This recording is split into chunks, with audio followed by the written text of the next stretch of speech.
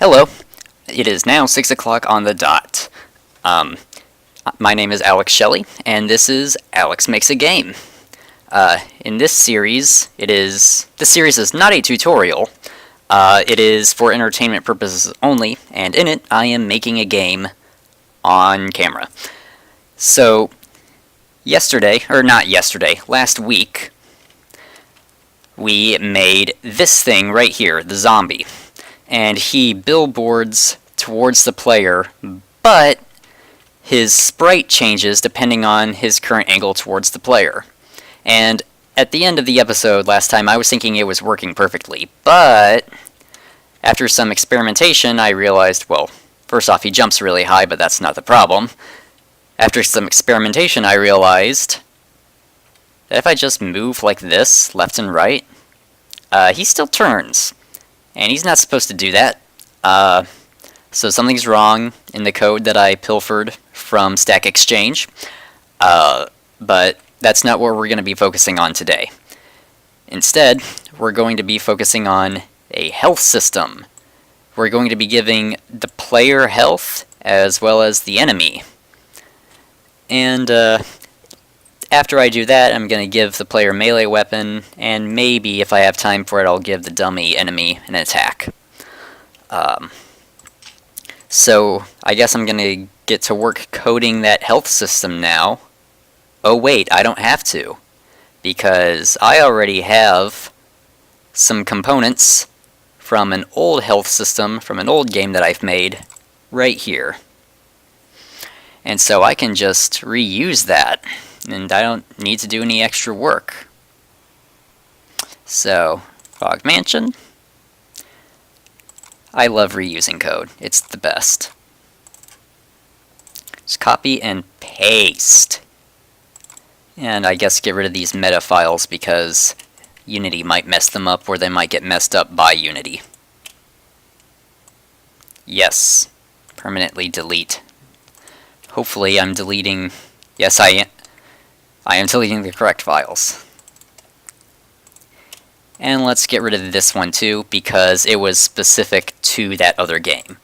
But all of these files right here, I can just drag and drop into any game that I make, and it'll work more or less. It'll work. And now Unity's going to import them. Oh, I forgot to open Git. Just reload all.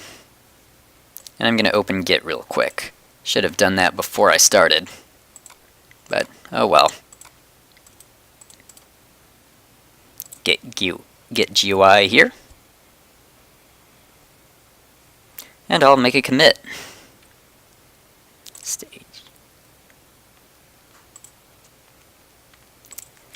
And I'll call it Imported Health System. And there we go. So now I have some components here.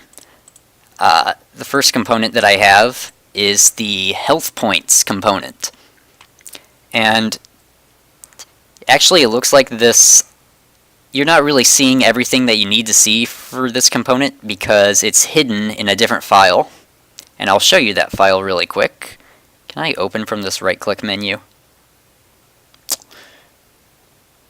I do not think I can. Go to definition? Go to definition. Here we go.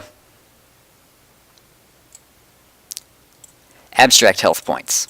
So basically, the health points component inherits from abstract health points. It's just an object-oriented thing. The important thing is that all of this code that exists in this file also exists in this file. That's all you really need to know for this. And so what the health points component does is it stores how much health that game object has, and also stores a list of all of the damage tags that it is immune to and invulnerable to. And it also contains a list of specific objects that it will not be damaged by. And so this is really cool, so I can just easily make an object immune to fire damage, for instance, without really needing to go into code to do that. I can just do it right in the Unity inspector. And it also automatically handles the flashing that happens when you take damage, or when anything takes damage. And it also automatically detects when it collides with the damage source. And I guess I should now explain what a damage source is. A damage source is a source of damage. Any object that has the damage source component will deal damage to an object that has the health points component. And you can specify how much damage it does in the inspector, and what kind of damage it does, and which specific health points it should ignore. So say you have an enemy and you don't want it to hurt itself, you would add the enemy to its own ignore list. And is this the one where... Yeah, this is the one that handles the hit detection, not the health points. But the point is, that's all already taken care of, so I don't need to do any more code for that, hopefully. And I can just... Where's the enemy? Why can't I... Oh, that's right. We don't see him in edit mode. We only see him in play mode. So I'm just going to add a health points behavior to him. I'll give him maximum health of 1. He'll die in 1 hit. And he is not going to be invulnerable to anything. And cooldown time. Cooldown time is how long he'll flash for and be invincible. Actually, it can be 0 because he can only take 1 hit anyway. And let's give the player some health too. His cooldown time will be 1, tentatively. And he'll have... what's a good number? We can rebalance this later, so 10. And he needs to be invulnerable to... Oops. The player needs to be invulnerable to all damage from the player. So the player's own weapons will not hurt him. Oh, I forgot about the vulnerable to list. Basically, if the vulnerable to list has anything in it, then it will replace the invulnerable to list. And basically, anything in that list will be the only things it can be damaged by. So that's good for, like, creating enemies that have specific weaknesses. Anyhow. What was I going to do? I was just going to do this. I was going to test it. And it does not completely destroy the game just by putting it there, so that's good. I should change this to 16 by 9. Why? Because that's the size of my monitor now. I got a new monitor. You might be able to tell because there aren't any black bars on Twitch or YouTube. Anyhow, I think I actually want to be able to see the results of this health thing that I added, so I'm just going to add a damage source to the enemy. And it's as simple as that. I just add damage source, give him the from enemy tag, damage amount 1, no ignore lists, default hit detection. Does the player have default hit detection? Yes, he does. Alright, and that means I should take damage when I touch the zombie. It'll be, hello. Hello. Anyhow, touch the zombie.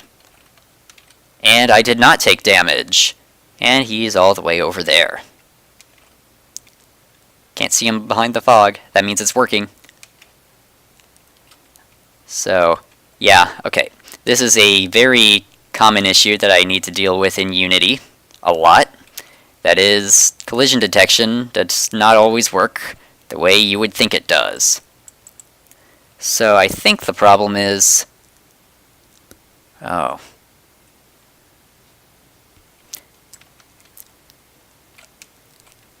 Well, this is in fact a collider. Maybe...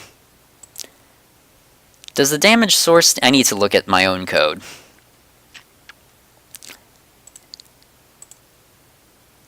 collision enter is accounted for, and trigger enter is accounted for. Is the damage source hot? It is. When I say a damage source is hot, that means that it can currently deal damage. It's enabled, it's activated. Right now that's not true, I guess. So I think the problem is I need, well, I'm not sure if this is the problem, but I'm going to try it anyway. I'm going to add, an extra hitbox to the player. This one will be a trigger, and it's the wrong size. Let's fix that really quick. The radius of the original one is, you know what, I'll just make it, there will just be 2 identical colliders on it. I wonder if Unity will let me do that. It will! Awesome! I can have 2 of the same type of collider on an object. That's good to know. So, just do the copy pasta dance. Alright, now we've got 2 identical colliders, except this one is a trigger. A trigger collider is just like a normal collider, except it's not solid. So it will send on trigger enter events, but not on collision enter events. And it also will not stop you from falling through the floor. That's why I need to have both. So now let's see if this works. Unfortunately, it does not work, so that was not the problem. The next step, the next possible solution, is to, okay, you can watch it later, Les. Dang it, I clicked in the wrong spot. And why did your message have to be right where I needed to click? What was I saying? That's right. Next course of action is to try adding the trigger to the enemy instead. So, Control C, actually, I just got set the height to 2. And there he is. Set that trigger. Alright, now let's see if it works. I forgot to actually check. Health points. I just realized I can't actually see how much health he has. That's because I'm not in debug mode. Now I can actually see his current health. So it might have been working the entire time. Okay, he's taking damage now. So now let's see which colliders I can remove.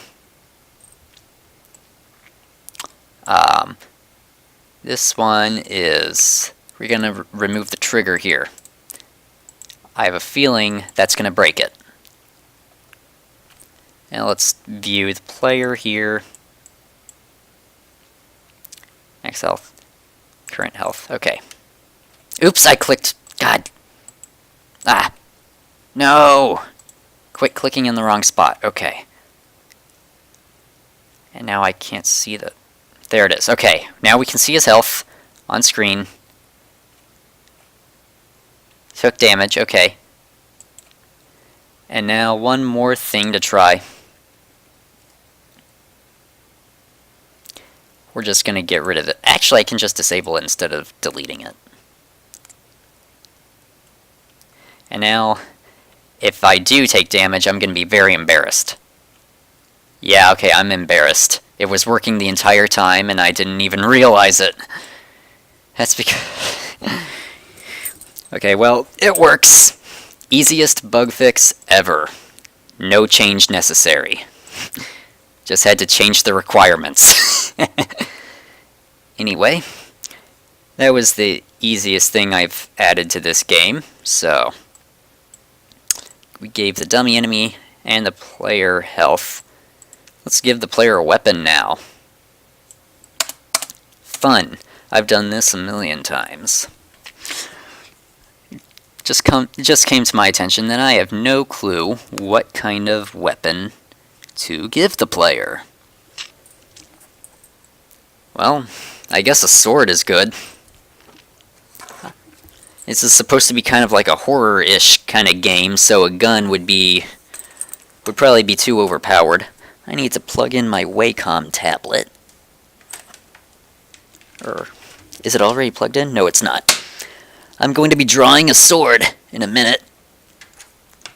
Hopefully the Wacom tablet behaves this time. Alright, will the mouse move? No. Mouse better start moving. I'm scribbling on the tablet and nothing is happening. Just blow on it like an NES controller. Oh, I heard the USB sound. I heard it after I unplugged it. And what? Installing? What are you installing for? I already have this installed. What gives? Okay, well, it's installed again, I guess. I should probably disable Flux. No, I don't want to restart. Besides, it works without restarting anyway. Okay. Wacom tablet's working. Let me see here. Can I pause the stream? No, I cannot pause it without completely stopping it and ruining YouTube. Okay, well, just gonna open GIMP really quick.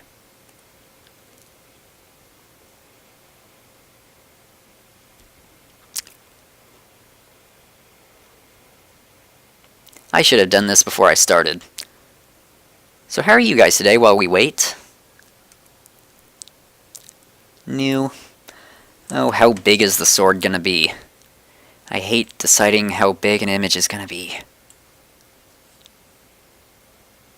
We want to fill it with transparency.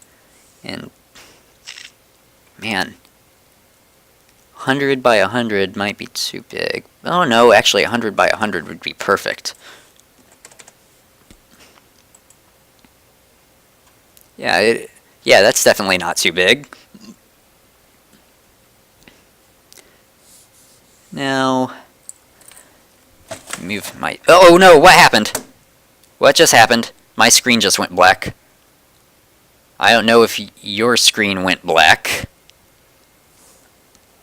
That was very strange. You probably won't be able to see that when you're watching, but my screen totally went black. So, new layer. This one's filled with white, and it'll be a temporary layer just so I can see what I'm doing. Then yet another new layer for the actual sword.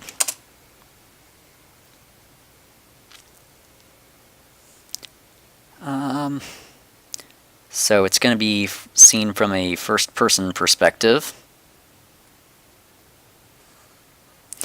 Oh my god, this is so much easier than modeling a 3D sword.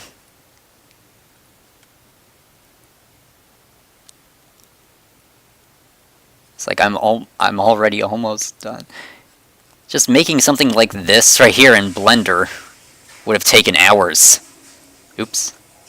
And it's like in 2D, you know, it's just taken seconds. I love it. This isn't what a sword looks like.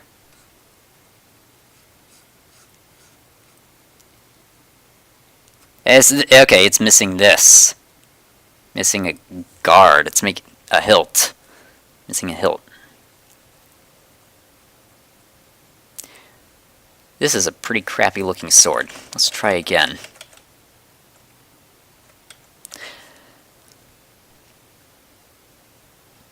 Maybe, oops, that's the eraser. You know what, it doesn't need to be in the corner there. Maybe I should draw the blade first. And then I can adjust the hilt to, there. This This is what most people think of when they think of a sword, right? It's a bit on the small side, but that might be intentional. Oh, you know what would be better than a sword, though?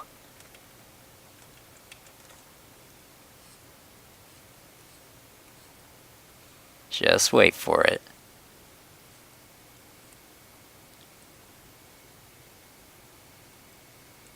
An axe. Yeah. It's a pretty crummy looking axe, though. Man, this is so much better than modeling. This is why I decided to do the whole Doom sprites thing instead of making it actually 3D. Do I want that little curve in the handle? Maybe I want the curve to be going the other way. I don't want that curve.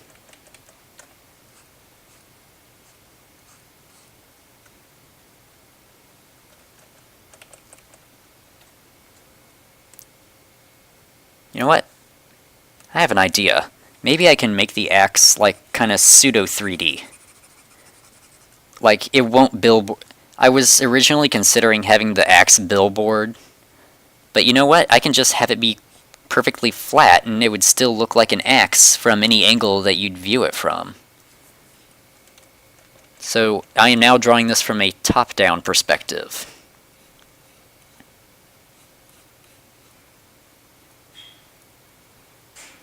How big is an axe? That's the problem I'm facing.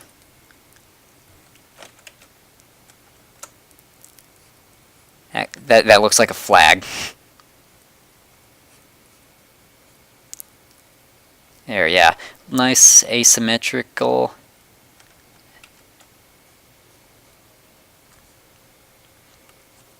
Erase.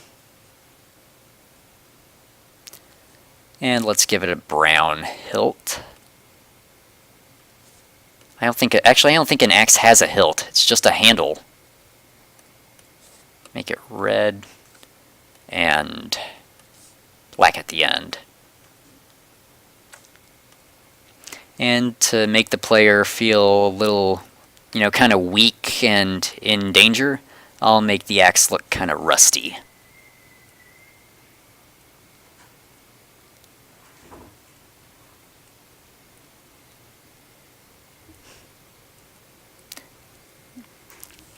Is this what rust looks like? Actually, hang on. No. The whole axe needs to be this color, and then the rust needs to be the red. Oh no, that looks like blood. I don't want it to look like blood. Blood on your weapon makes you look cool, and we don't want the player to feel cool. At least not in the early game. We want the player to feel weak and kind of powerless.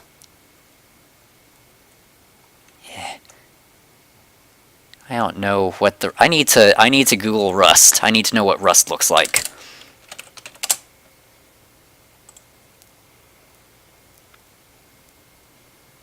That is indeed rust, so it looks kind of like what I was drawing already. Okay. Maybe rusty axe.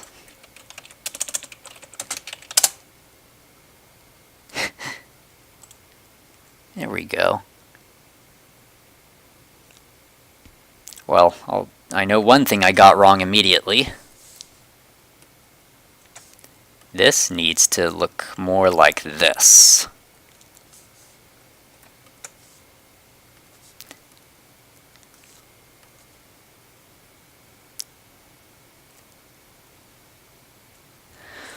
And so now I can have the rust more evenly spaced. Or even better... Hey, what? Ah! Why can't I use the... There, that's what I wanted to use. I am recording, right? My frame rate's pretty high. Yeah.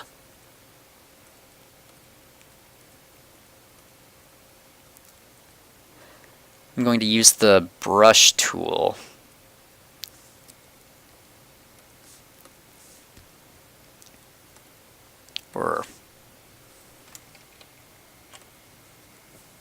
There we go. That's rusty. That's very rusty. Oops, that got deselected. That doesn't look rusty. This looks rusty. Oh yeah. This is beautiful. Might be a little bit too beautiful though. It might ruin the, I don't know, the 16-bit look.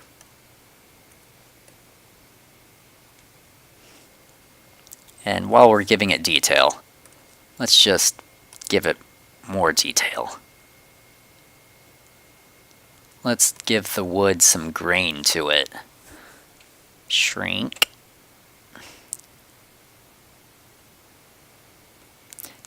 That's an obscene amount of detail. You're not even going to see all that detail. And now, since the player's right-handed, we better do this.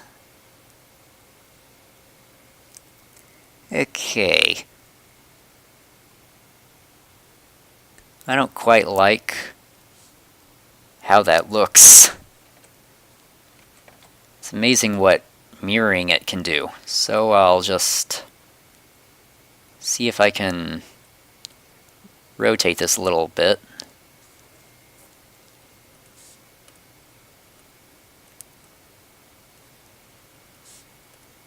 Oops, that makes it... We want to keep the pixely look, so... What are the options that will... No interpolation.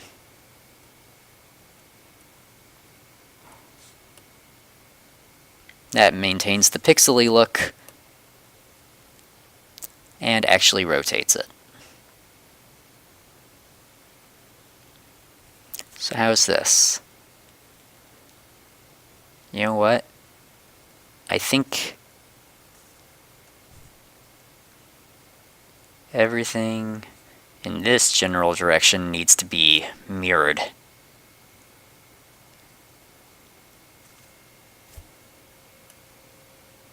Where's mirror? This is mirror? There we go. I'll move it and just sort of BS my way towards filling this over. This is gonna ruin it, kind of, I think. Get some red in here.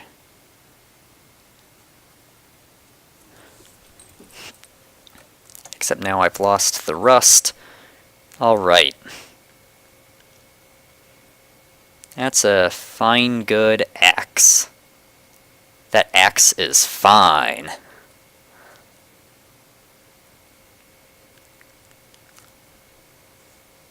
And let's actually make it look sharp here.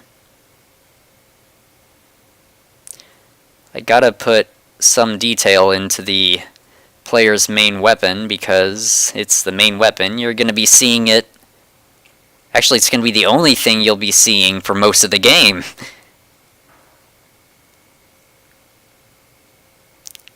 Like, it's gonna be more visible than the player is. You know, because it's first person.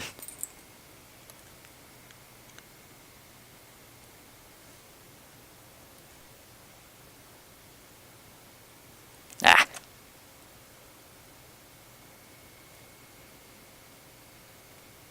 Too menacing.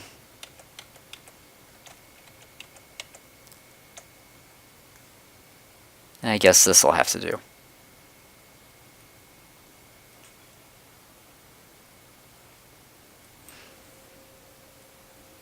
Alright, we've got the X. It's made. We delete this layer.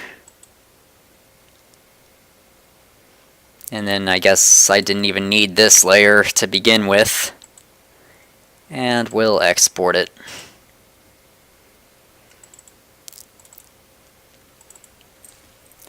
Sprites.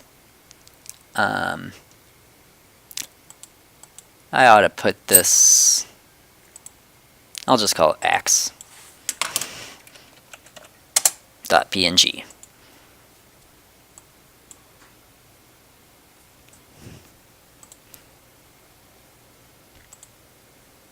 Alright, so now I'm not going to forget this time. I'm going to go straight to sprites and make it a sprite. Aha! I've learned! Alright, so now we're going to make this axe visible. First we'll create a game object. Call it player underscore axe. The player is going to have a nice axe. And we'll sprite renderer, where are you?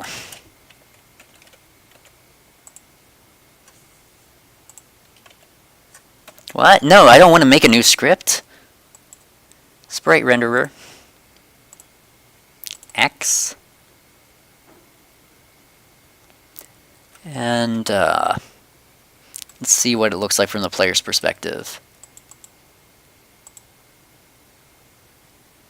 The X is invisible. Let's try moving it this way. No. Oh, I'm probably moving it behind the player, aren't I? What? Oh, here it is.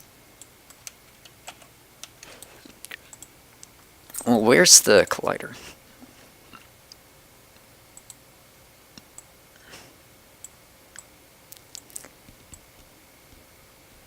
Oh my god, that looks horrible. It looks blurry. But it'll do for now, I guess. Oh, this is an interesting effect. I'm not actually, the axe isn't moving with the camera. Do I want that? No, I don't.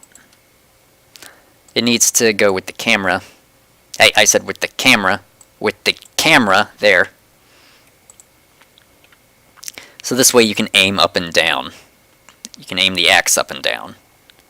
So I don't like the axe's blurry look. So is there... Point, no filter, apply. There we go. Now it looks all pixely. Now I don't think I like the pixely look, so let's try changing... I'm kidding. But seriously, I might want to go back and change the axe later. So you might notice that I cannot swing the axe. That's because, well, we haven't coded it yet, dummy. So let's give the axe a collider, trigger actually.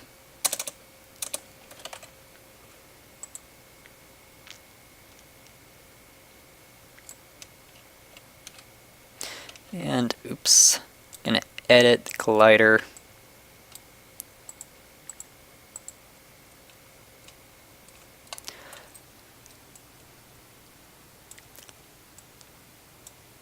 Doesn't need to be exact.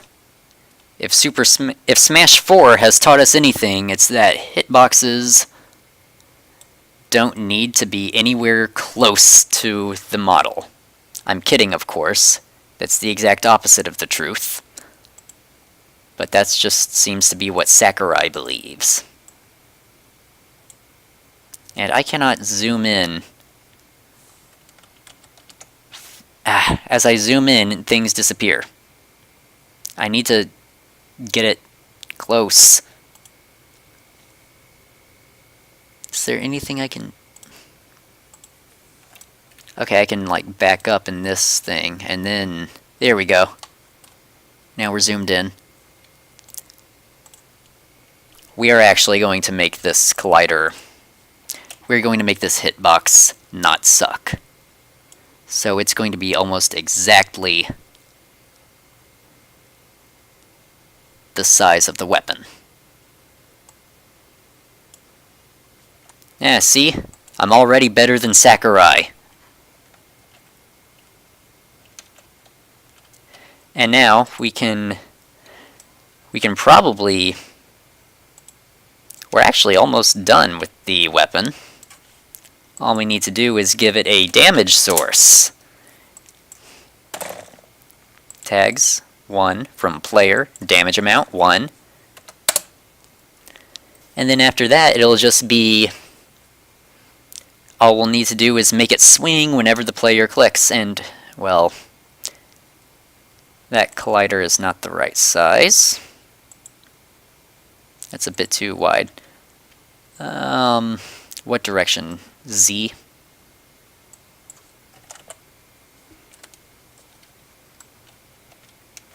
That'll be good. Okay, so collider isn't perfect, but what are you going to do? It's a 2D object in a 3D world. It's going to be super thin, and the hitbox is totally going to be way wider than it. I mean, it's infinitely...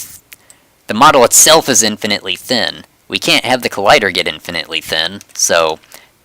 and that's as close as it's going to get. Still better than Sakurai.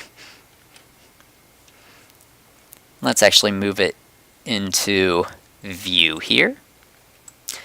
And right now, since isHot is checked, that means that the axe is always dealing damage when it touches something, except for the player, because the player is immune to his own weapons. But now, watch as I just walk into the zombie, he's gonna die.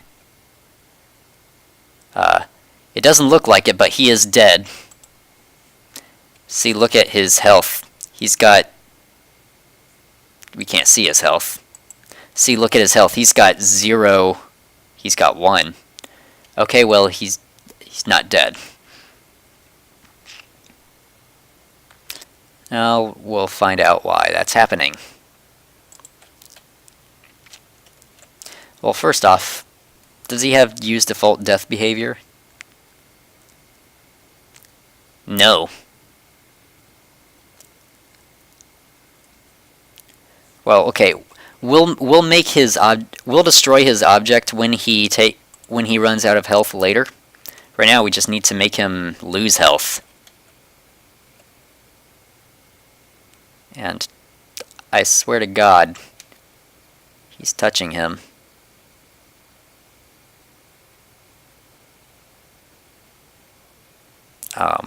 Maybe let's pause it. Look here. Oh. Well. It looks to me like... okay, so the axe isn't touching him.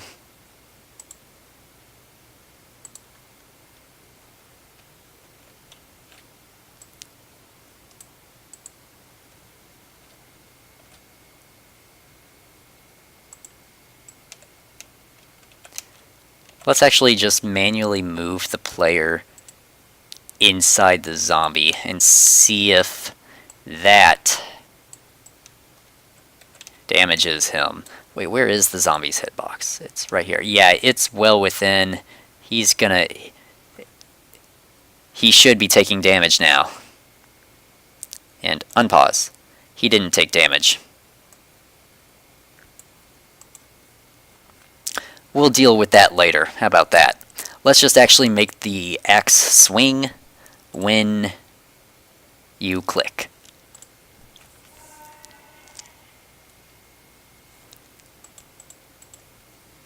So I'll just make a new script. Oh, I forgot to git commit. Save my progress. Make backups.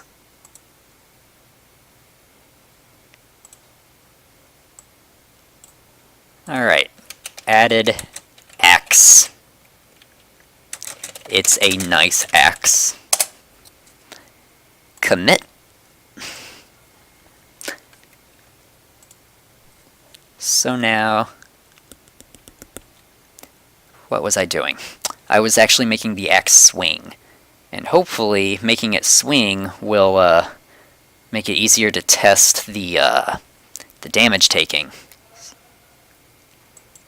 So create axe behavior. Maybe I should call it nice axe behavior. Nah, just axe behavior.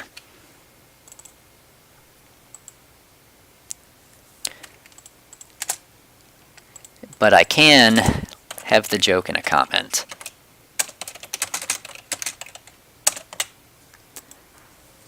There we go. So now I get to use a finite state machine. Woo! Private enum state swinging. No.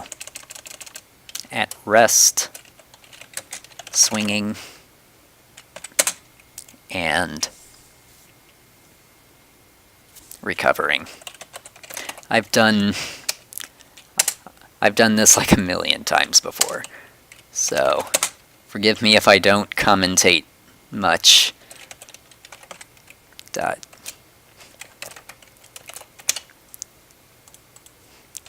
Private delegate.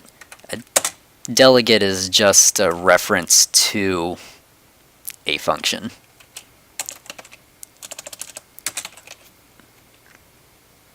State method. Actually, it's more like a type of function that you can store. Oh, whatever. Dictionary. Type key. What's the type of the key? State. And state method. The dictionary's cool. It's going to translate a state into a state method. It'll make sense when I finish, I promise. And private state current state. Goal state at rest. Alright. Finite state machine stuff.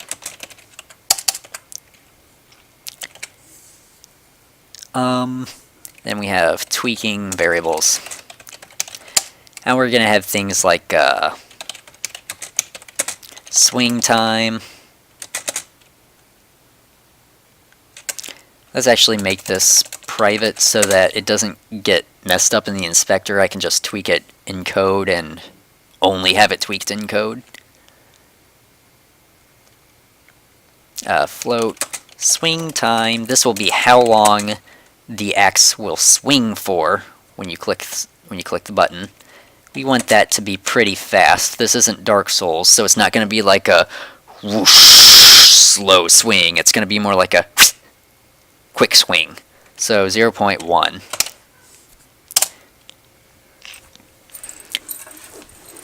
And float recover time. That's how long after you need to wait after you swing before you can swing again. And we're going to want that to be slightly longer, like a quarter of a second. The reason I'm going to have a recovery time is in Minecraft, for example, you can swing your sword at, well, any speed you want, just as fast as you can click.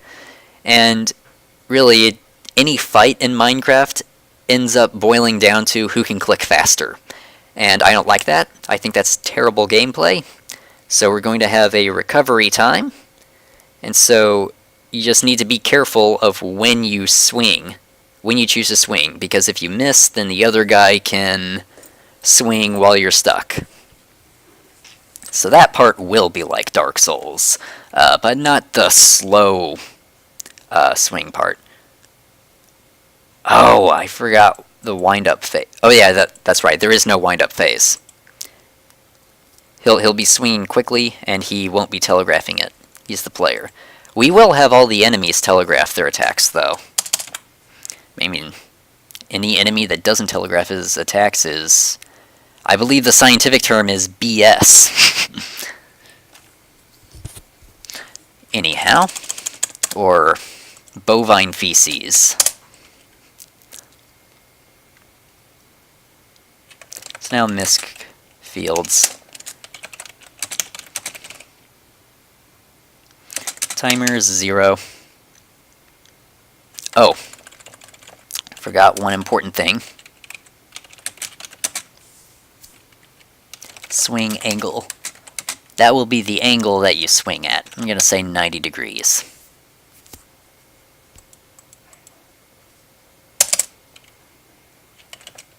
And now events. and misc methods, and right above that, state methods, void awake, void update. Actually, you know what? We're going to put this in fixed update. We want things to, well, we want it to, we don't want variable frame rates to screw over. We don't want to have Fallout 4 syndrome, where the frame rate messes with things. Anyway, void while at rest. This method will run as long as the axe is at rest. While swinging, this method will run while the axe is swinging. Private void while recovering. This method will run while the axe is recovering from a swing. And what else? Now we need to add all of these methods and all of these states into the state method dictionary. Oops, okay, don't. And you'll see why in a minute. Oh, no, my screen went black again.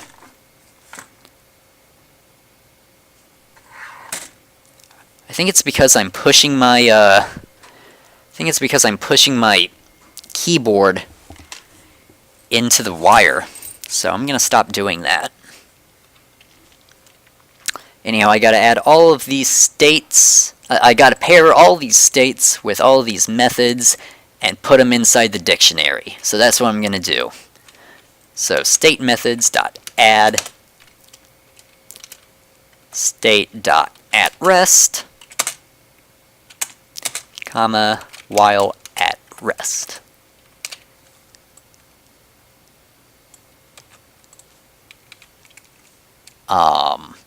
Why is that underlined in red?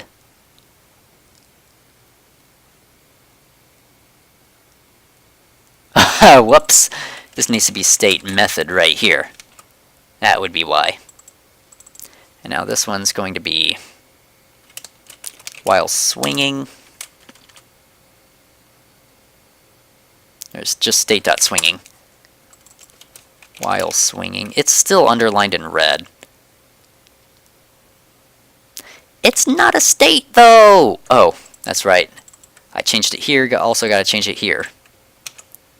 There we go. Red underlines are gone. State.recovering.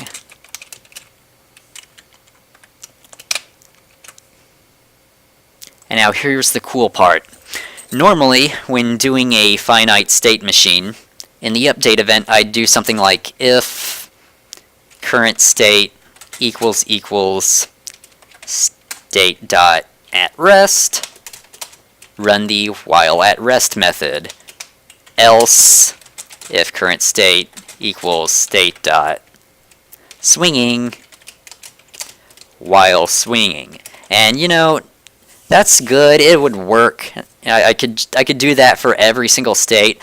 But if I have lots of states, and I will have lots of states in, you know, other pieces of code, then it's going to get really tedious really quickly, having to write all of these if and else if statements. And so, you know what?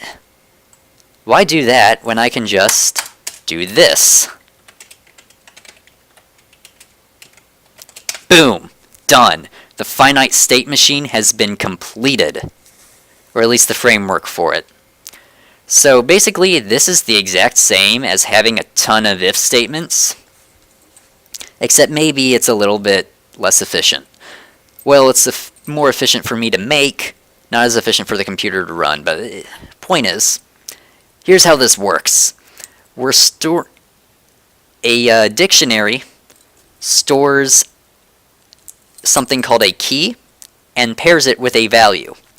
And so you can pass the dictionary as an input a key, and then it will return it will return a value at that key. And in this case, I made the key be a state that the player can be in, and I made the value a method. And so what this means is I can actually put code inside of an array and then run that code based on what the current state is. I guess all you really need to know from this is it looks up in the table or looks up in the dictionary what state goes with what method and then runs that method. Maybe that's a better way of describing it. And does that all with just one line. It's amazing, it's wonderful, and it's so much better than a ton of if statements. I totally recommend you do this. I need to comment. Set up the state machine. Oops. Now let's make sure that we didn't cause any errors. Good. That shouldn't have caused errors. Of course, that hasn't stopped me before, though. So anyhow, it starts at rest. And so while the axe is at rest, we're going to wait for the player to click, and then once he does, we change to the swinging state. Then when we're in the swinging state, we're going to wait for the axe to stop swinging. And when it does, we're going to start recovering. And while it's recovering, we wait for it to stop recovering, and then it'll move back to at rest, and the player will be able to swing again. Sound good? Alright. So, yeah, if input.get button down? Yeah, get button down. Fire 1. Fire 1 is the... I'm going to show you the Unity's input system because it's kind of cool.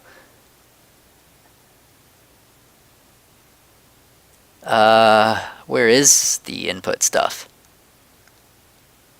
Input. Alright. Basically, we have a whole bunch of axes, which are just another word for things on a controller.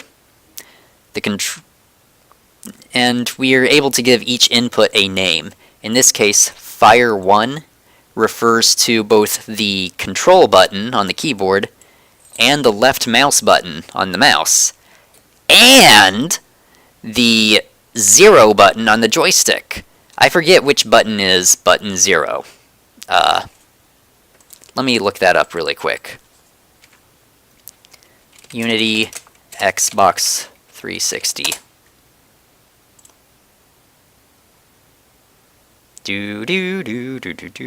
Okay. A button. Okay, so when you... I didn't even need to write multiple pieces of code for this. If you press A, it will be treated the same way as clicking or pressing Control. And that's really cool, because the buttons all have the same name. Later, if I add controller support, I will not want the A button to be the attack button. That's dumb. If you ever play a game where A is the attack button, stop playing that game. Or at least change your controls. So, comments are important, so we'll say start swinging. Current state equals state.swinging, and we'll make sure we reset the timer to 0. And just like that. And I guess just to prove to you that the finite state machine works, we're going to say debug.log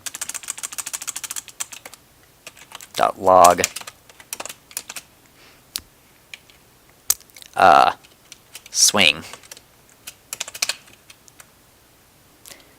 And then watch this.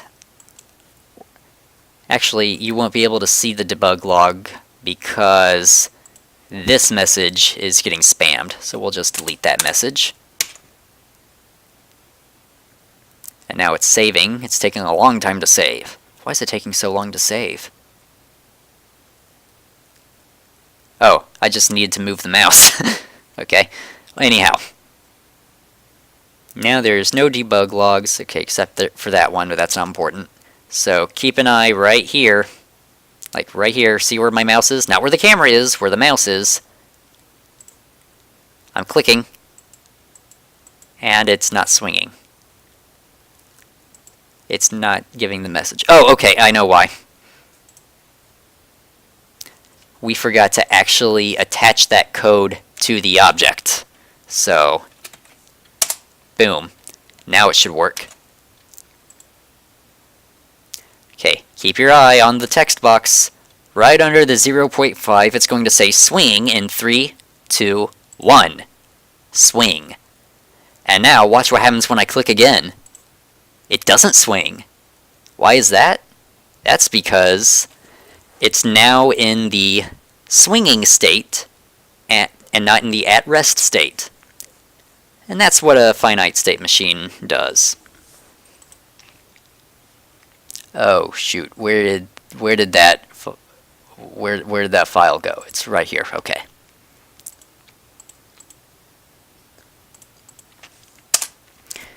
And so to do actually rotate the axe.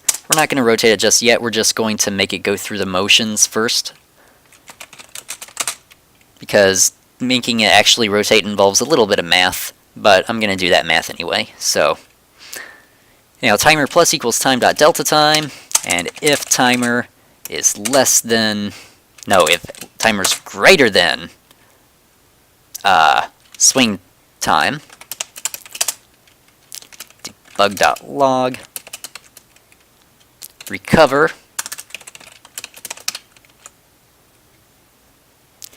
and current state equals state dot recovering. And so when the timer runs out, when 0.1 seconds happens, like when 0.1 seconds goes by, it will move from the swing state into the recovering state. And it will give us a nice message. And then just to do move back to start position. Timer, we're gonna, oh, we forgot to reset the timer. That would have been a bug if I didn't catch that. So timer plus equals time dot delta time. Done this a million times.